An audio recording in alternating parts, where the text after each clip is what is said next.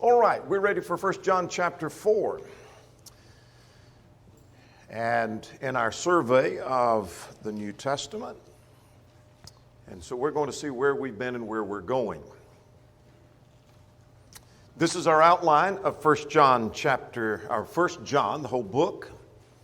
And we have four major points, actually two major points, I suppose. After the introduction, the 2 points are God is light and God is love. And we are in the second, that God is love. We talked a little bit about evidence of sonship last time. And we're in the section, point 3b, source of sonship, possession of the Spirit. But anyway, we're in the section of God is love. God is light and God is love. Walking in light and walking in love are the two major thoughts.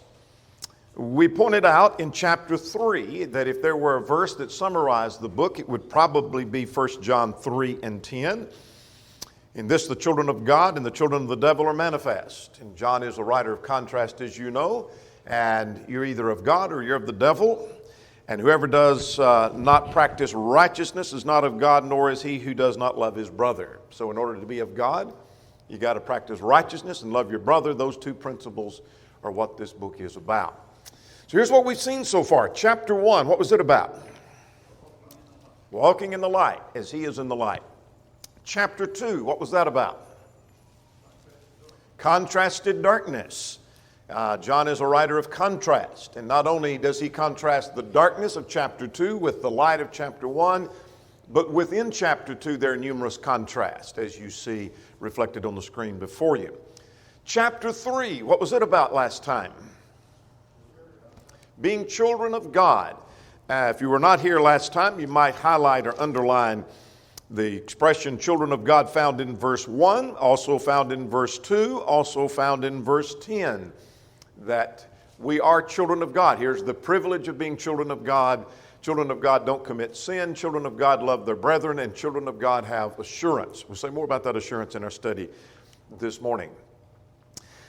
Here's chapter 4 now. I call chapter 4, Try the Spirits and Abide in Love. And I call it that because those are the two thoughts that are found in the chapter. Verses 1 to 6 talks about trying the spirits, or the spirit of truth versus the spirit of error. Here is spirit of truth, here's the spirit of error. Here's truth versus error. Remember, John is a writer of contrast.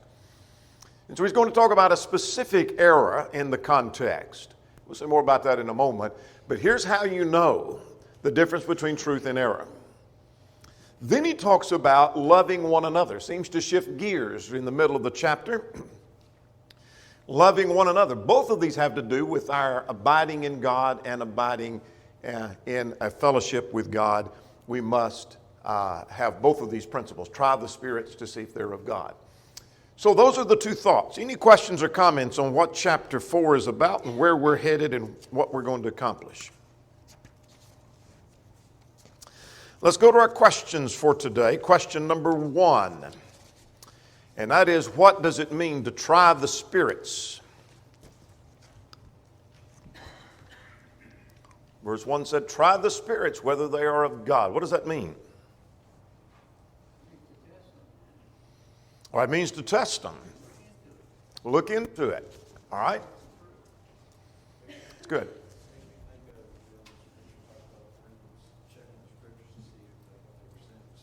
Yes. If you didn't catch what Ricky said, it reminds him of Acts 17:11, where the Bereans searched the scriptures to see if the things were so. They're trying the spirits. Anything else on question 1? It just simply means to put the teachers, because the context tells me, if it just said try the spirits, and I didn't have anything else in the context, I may be puzzled. What does he mean by that? But the context talks about teachers, false teachers, in fact, at verse 1. So it just simply means to put the teachers to the test to find out if they're teaching truth or error. Don't believe everything you hear. More about that in a moment. Let's go to question number 2. What does John say in this chapter about how to try the spirits?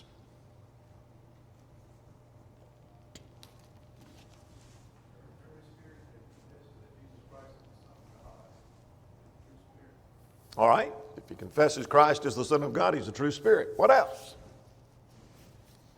Said in verse 6, whoever knows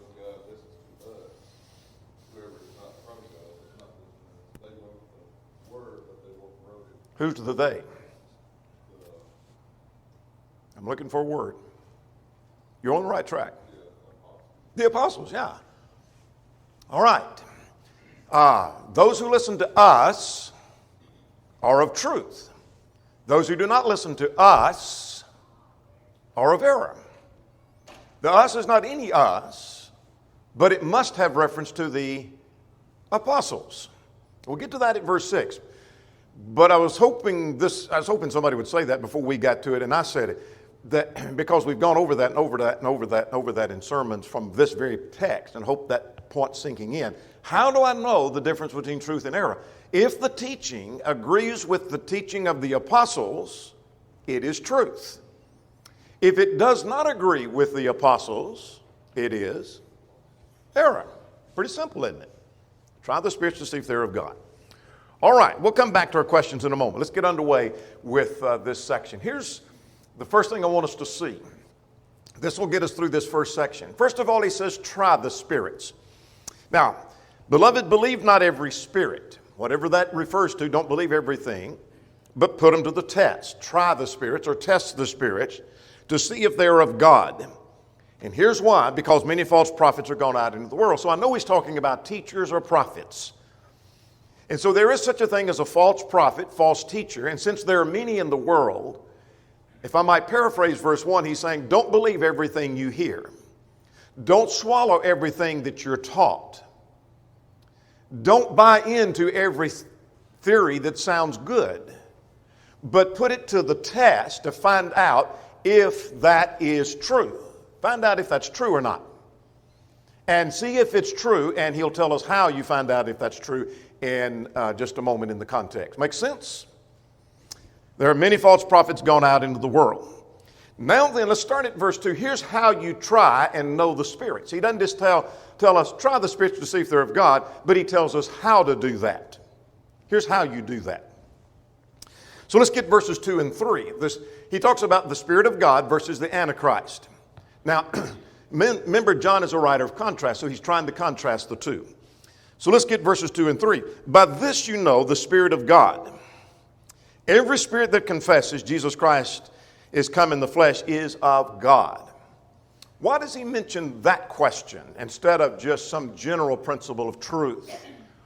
Or mention creation? Or mention inspiration? Or mention baptism? All right, there was some saying Jesus of Nazareth was not deity. He's not the Son of God. He's not the Messiah come in the flesh. Who was saying that as per the context of this book? The Gnostics, yes. Those of the Gnostic thought, or as some would suggest, maybe full-fledged Gnosticism didn't come to the 2nd century. Okay, then this is an incipient form. Same point.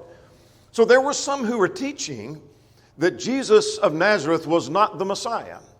The one in the flesh is not the Messiah. They're not the same. And the argument of the Gnostics was, all matter is evil. And if Jesus is in the flesh, he would be evil. The Messiah is not evil. So Jesus of Nazareth, having flesh, matter, couldn't be the Son of God. So he said, in this context, with this particular doctrine that we're dealing with, verse 2, here's how you know the difference between truth and error. If they say Jesus has every spirit that confesses that Christ has come in the flesh, they're of God. They're saying the truth. Now, verse 3, and every spirit that does not confess that Jesus came in the flesh is not of God. And that's the Antichrist. What is the Antichrist? We've come across that phrase already. Anything and anyone against Christ. In fact, is there one Antichrist? Some have argued there's one Antichrist. Some say it's Hitler. Some say it's the Pope. It can be many because the text said in chapter 3, there are many Antichrists. There are many that are against Christ. So the Gnostics were against Christ. Well, what about any modern day concepts? What about some religion that teaches Jesus? For example, Islam teaches Jesus is not the Son of God. Is it the Antichrist? What about Jehovah's Witnesses? They say Jesus is not the Son of God. Would that be the Antichrist? Yeah. What about someone who says Jesus is the Christ, but they deny what he taught? They say baptism is not essential. Could that be the Antichrist? Sure, because they're against Christ, against what Christ said. Let's get the rest of verse 3. He warns about the Antichrist, which you've heard is coming and now has already come into the world. You've heard warnings about apostasy. You've heard warnings about those that are against Christ. It's already here. So don't lose the flow of thought. Here's how you know in this context of this doctrine we're dealing with, John is saying, if they teach Jesus is the Son of God, they're telling the truth. If they're teaching he's against the Son, he's not the Son of God, they're against Christ, and it's not true. Now let's go further. Let's get 4 to 6. It talks about being of God and of the world. What's his point here? Let's summarize that, and then we'll come back and analyze verses 4, 5, and 6.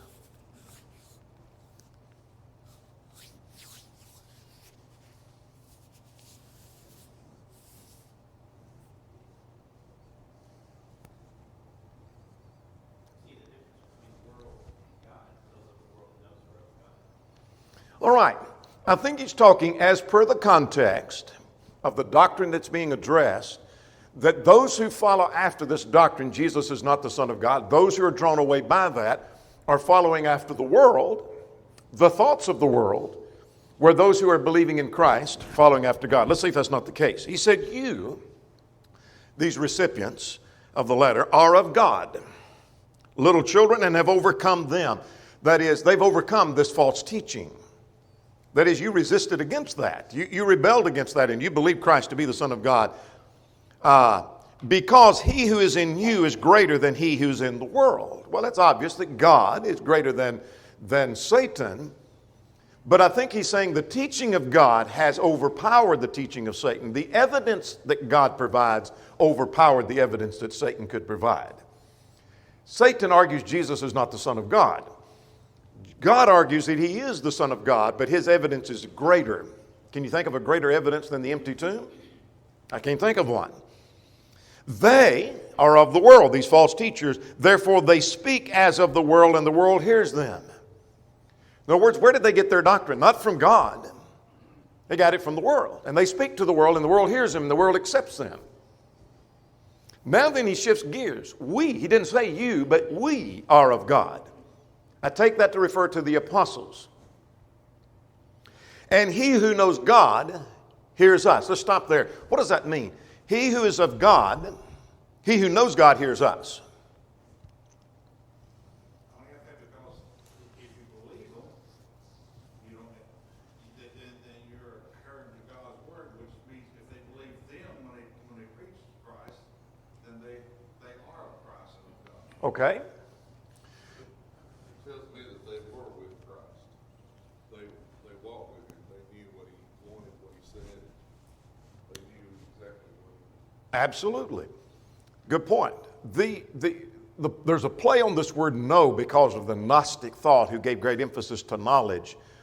That the one who really knows God, who is in a relationship with God, who has fellowship with God, the one who knows that listens to us, that is the apostles. Listens to the inspired teaching. He abides with God. And he who is not of God does not hear us. So here's someone who listens to the apostles. That's the person that's going to be in fellowship with God. The one that rejects what the apostles teaches, they're not in fellowship with God. That's the point. Now get this point if you don't get anything else in verses 1 through 6. By this we know the spirit of truth and the spirit of error. By what? Whether they listen to the apostles or not. So I know we've gone kind of, it's short in a sense, 6 verses, but we've gone a long way to get from verse 1 to verse 6. But verse 1 said, test the spirits whether they are of God. Then he talks about the specific application of the doctrine. Then he comes back to the general principle at verse 6. Here's how you put it to the test. If it agrees with the apostles, it's true. If it disagrees with the apostles, it's error. So when somebody said, is he a false teacher? Well, what does he teach? Does it agree with what the apostles taught? Yes, then he's teaching truth. What if it disagrees with the apostles? It's error. Make sense? Pretty simple, isn't it? Hereby we know the spirit of truth and the spirit of error. So notice the contrast. There's the spirit of God versus the spirit of error. Those of the spirit of God confess Christ. They overcome the world versus those who deny Christ and they are of the world. God is in them. Satan is in these. They hear the apostles, they don't hear the apostles. These are of truth and those are of error. See the contrast John is presenting all through the book. No wonder we say he's a writer of contrast. Questions, comments? 1 to 6. Yes, ma'am. He also builds the idea that belief has a foundation, that it comes from the truth of God's word. It's not just a intangible, unsubstantiated belief. It comes from Good, God's word. good point. If you didn't hear what Diane just said, that what I learned from verses 1 to 6 is that truth has evidence. Belief has evidence. Belief is not something that you just reach out and in the blue sky, and I'm paraphrasing, she didn't say all of that, but do just reach out and just imagine something, and that's what I believe. But belief is based upon evidence. True belief is based upon evidence. There is some evidence that you base that upon, and I learned that from this context. So is it based upon what the apostles said and what the apostles revealed because they were speaking by Christ? Other questions or comments, verses 1 to 6. Now, let's go to question number 3. What is the present day attitude toward trying the spirits? A lot of people today will teach you just believe what you want to believe, as long as you believe that God is. All right? Doesn't matter what you believe. That's one concept. What else?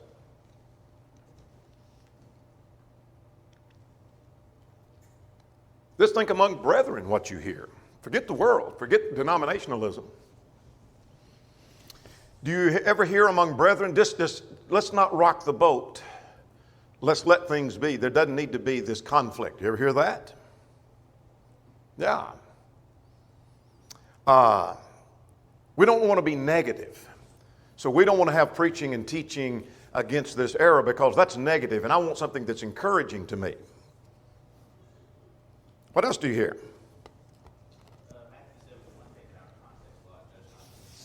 Yeah. Don't be judging him to be false. Don't do that. We had a few years ago the redefinition of a false teacher. Brother so-and-so is not a false teacher because his attitude is good. His teaching doesn't fit the teaching of the apostles, but that doesn't make him a false teacher. He's only a false teacher if his attitude is wrong. And if I name the brethren that taught that concept, you would be surprised at the names of those that fell in line and taught that publicly.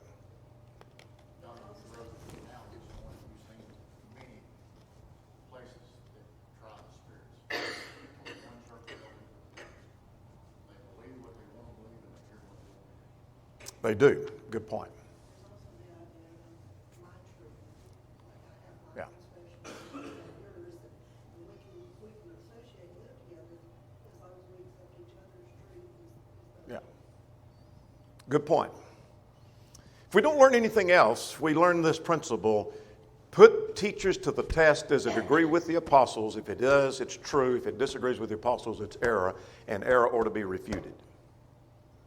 So would you refute error if you had the opportunity to refute that error?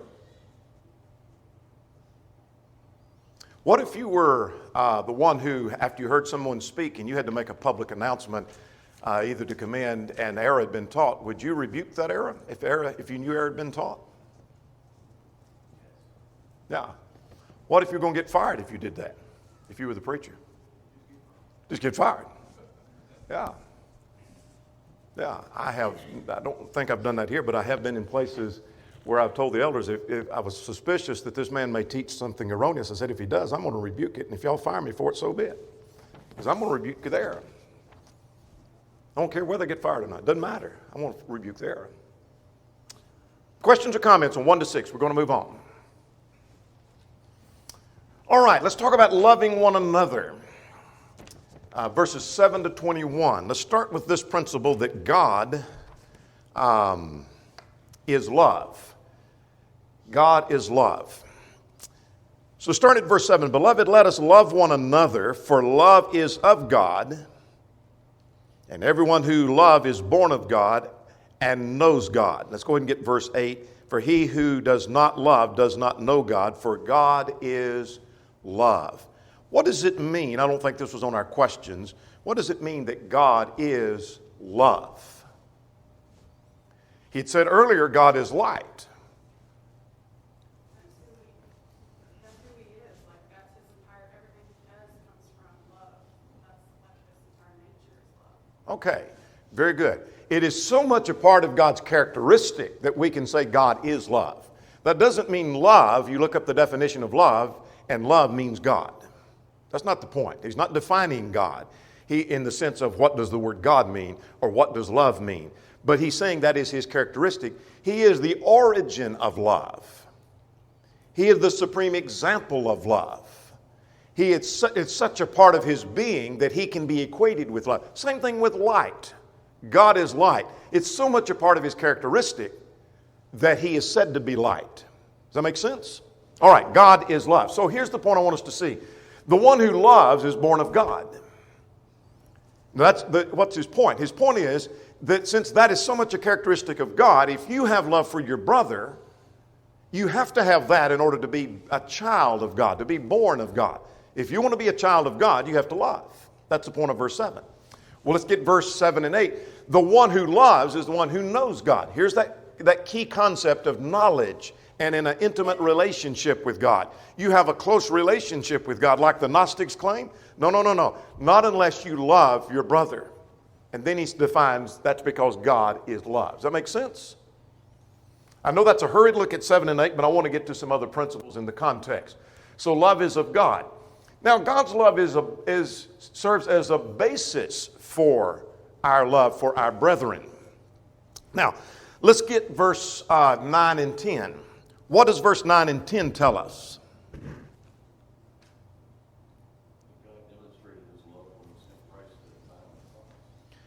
That is the supreme example of love. He demonstrated, as Tom just mentioned, the love that he has for us.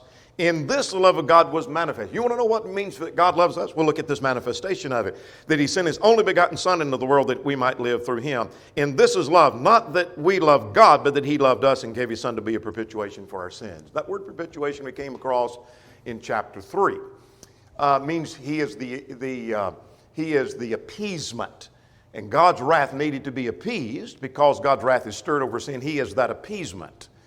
Same word for the concept of mercy seat. Now, look at verse 11. So here is the supreme example of love. If God so loved us, we ought to love one another is the point of verse 11. Beloved, if God so loved us, we ought to love one another. What's his argument? You say you're of God and you need to be just like God. Show our love for other women. Yeah, if God could love us in the condition we're in, then certainly we could love our brethren. If we want to be like God, if we want to be the children of God, we want to take on his characteristics. I want to be more like God, then I need to take on his characteristics and love my brethren. Absolutely. Now I want to skip and get down to verse 19 because it goes with this thought. We love him because he first loved us. We love him because he first loved us. Now, read that verse 2 or 3 times quickly, and then I want you to watch me because I'm going to be pointing in a direction. You want to understand what I'm saying. The verse says, let's read it, and then I want you to look at me. We love him because he first loved us. We love him because he first loved us. There's 3 interpretations of that. One says, we love him because he first loved us. Well, that's true, but I'm not thinking that's what that text is saying. Others think maybe it's saying we love him, the brother, because he first loved us. I don't think that's what it's saying either. What it's saying is we love him because he first loved us. Does that make sense? I think that's his argument. His argument is we love him, our brother, because he, God, first loved us. In fact, the word him is supplied or at least is in question on some of the manuscripts. In other words, we love because he first loved us. We love our brethren. Why do I love them? Because God loved me. I didn't deserve the love. And look what he did for me. When I was undeserving, he loved me. Now, we'll come back and see that verse in a little closer in its immediate context, but God's love is the basis for our loving one another. Now, let's go 12 to 18 now, see what we have. 12 to 18, if we love, here's some things that are true. Beginning at verse 12. No one has seen God at any time. What's the significance of that point? He's not saying, oh, let's stop and talk, let's get sidetracked and let's talk about the nature of God and whether we've ever seen God. That's not what he's talking about, I don't think. We've not seen God, but we know how he is with love. If we do that, that's exactly what God. All right, that's true. Good point. We also see our brethren, and we're associated around them. If we claim to love God and do not sin, then we can love those that we Exactly. We haven't seen God at any time. It's not like we saw him in person and we could touch him and he's tangible and we could converse with him face to face. And now I love him because I've had this close contact and I actually saw him. But we love him anyway. And his argument's going to be that if we love God whom we haven't seen, then why can't we love our brethren whom we do see? But let's go back to verse 12. No one has seen God at any time. If we love one another, God abides in us, and his love has been perfected in us. Now let's get the point, and then we'll see how 13, 14, 15, and 16 fit with that. We're making this point C1, God dwells in us, and we dwell in him. If we love our brethren, God dwells in us, and we dwell in God. In other words, as 2 John's going to call that, and 1 John 1 call that fellowship. We have fellowship with God. I think that's his point. So if we love one another, God abides in us and his love has been perfected in us. What does it mean his love has been perfected? Completed in us. By this we know, I'm at verse 13, that we abide in him. That's a key phrase, abiding in God. We'll see it in 2 John, 3 John. By this we know we abide in him. Here's how we know we have fellowship with him and he in us. We abide in God, God abides in us. Because he has given us of his Spirit. In other words, God has revealed himself to us through the Spirit. And now verse 14, and we have seen and testified that the Father has sent his Son as the Savior of the world. Whoever confesses that Jesus is the Son of God abides in him and he in God. So part of that relationship is based upon the acknowledgement of who Jesus is. Now verse 16, and we have known and believed the love that God has for us. We read about it, we learned about it, we were taught about it. God is love. Here's that phrase found in verse 8. And he who abides in love abides in God and God in him. So what's his point? God dwells in us and we dwell in him if we have love for our brethren. Make sense? Now let's get to a little more difficult verse. Not really hard, but the phrasing is a little bit different. Love has been perfected in us in this. Matured in us. Completed in us. None of us have perfect love, but it's perfected in that sense, it's mature. That we may have boldness in the day of judgment, because as he is, so are we in the world. Now, let's get verse 17. What's he talking about? That love has been perfected in us, and that we may have boldness. Your translation may say confidence. How does love give us confidence? In the day of judgment, as we look toward judgment, that I'm confident of what's going to happen in the day of judgment.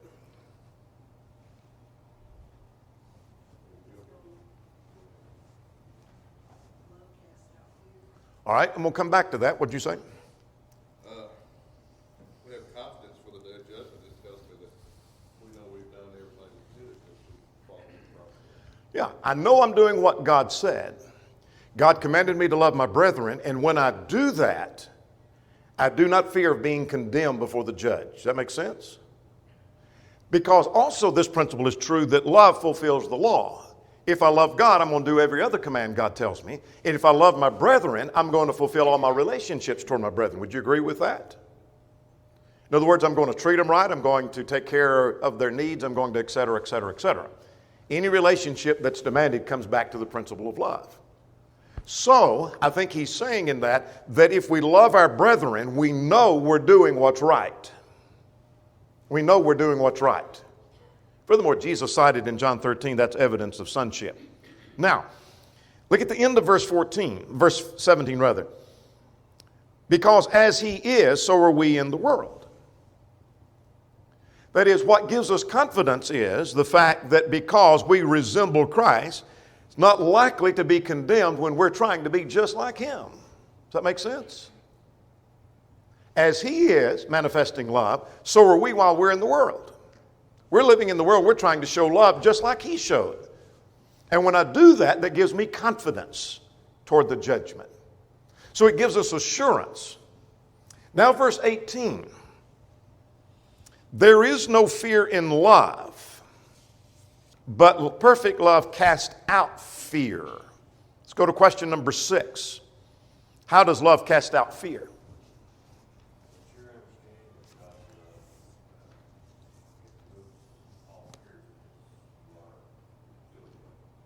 Okay, all right, good. What else? There's no fear in judgment.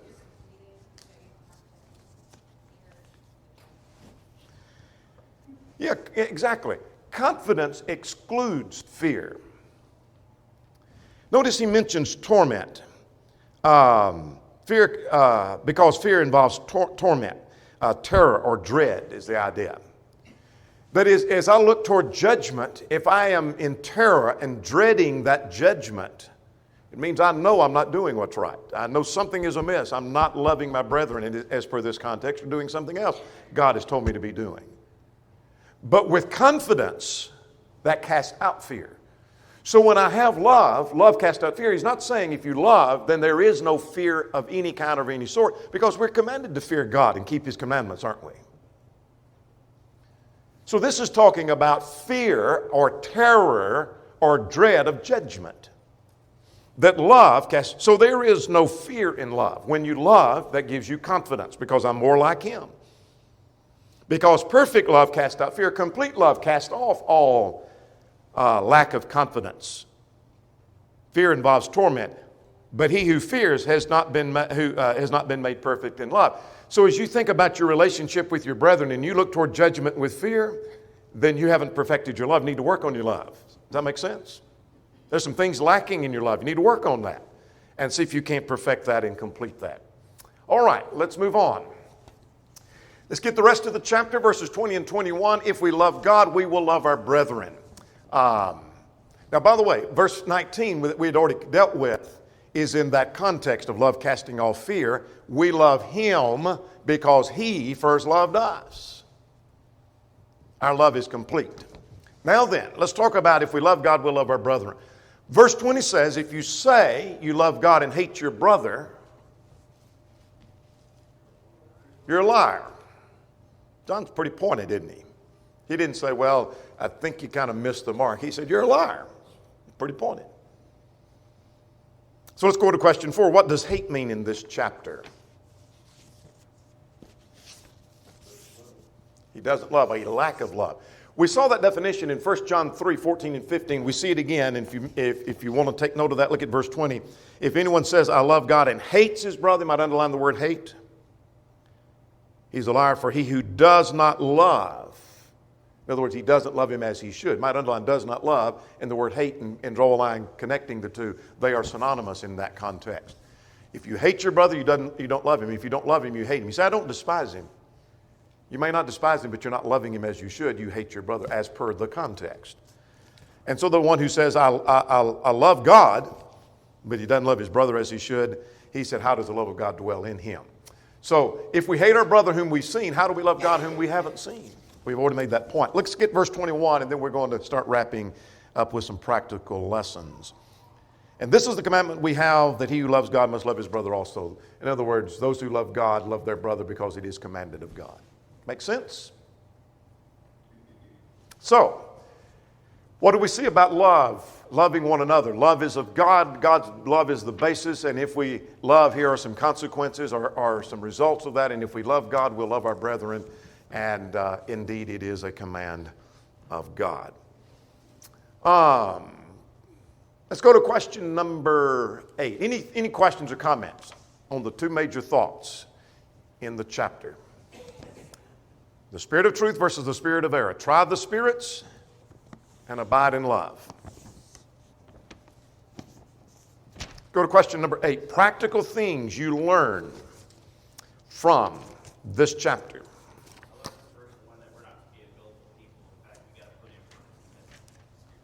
Very good. Yeah, don't be gullible. Got to say it again, put in some work to test and to try the spirits. In other words, don't believe everything you hear. Now that only applies if you're listening to denominational people. If any brother speaks, you're just pretty much listen and swallow anything, right? Why? Your brother could have a misunderstanding or just blatantly be false.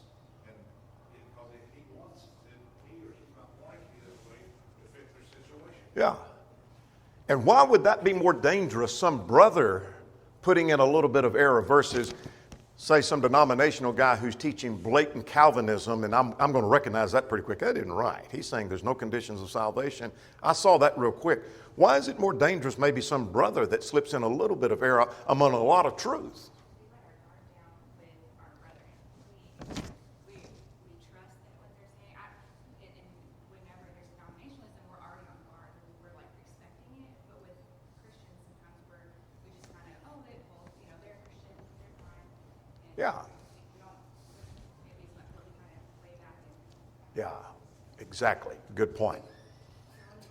Yes. Also because that's the definition of love. It comes after he talks about being aware and trying these spirits, he talks about love. And this is us loving each other. We can get real upset about somebody coming to us and saying, I think you need to research this a little bit more, or we need to, you're wrong with this. We get real upset about that, but they're just showing love for us. Yes. We need to accept and give love. Good point. It is connected with love. Here's a practical thing about the order of things as per verses 1 to 6. And what I mean by order, you test and prove the doctrine, and then, if it's true, you believe it. Would you agree with that order? Put it to the test and then believe it? Whereas quite often today, we believe the doctrine, and then we go out setting out to try to prove that it's true. You ever notice that? I have people sometimes come to me, here's what I'm wanting to prove. Well, how about going to the text first and then believing it? Let's go with that order. Instead of believing something, and now I want to see if I can find evidence that it's true. Don't believe unless you find evidence first. That's what this text is telling you. What else do you learn? Practical. Christ's example is love and sacrifice and love and action. And as Christians, we talk about this, but we can't just say, I love you, and in word, we have to teach doing that in sacrifice and in our needs. Good. Have to show it in action. Good point. What else? Let's get one or two more. We talk to a lot of people living in the world and in sin, and they say, what I do and how I live my life is affecting nobody but me. Verse 9 shows the ultimate sacrifice of the price of sin. God had given his only son because of this. Good point. Good point. Verse 16 tells me there is not a conflict between knowledge and belief. Diane made this point a little bit earlier, or a similar point, that some equate belief is with my opinion of what I may think. This is what I believe, but here's knowledge on the other hand. Knowledge and belief are not in conflict. If it's true belief based upon evidence, there is no conflict between belief and knowledge. Verse 16 tells me that. We're going to stop on that note.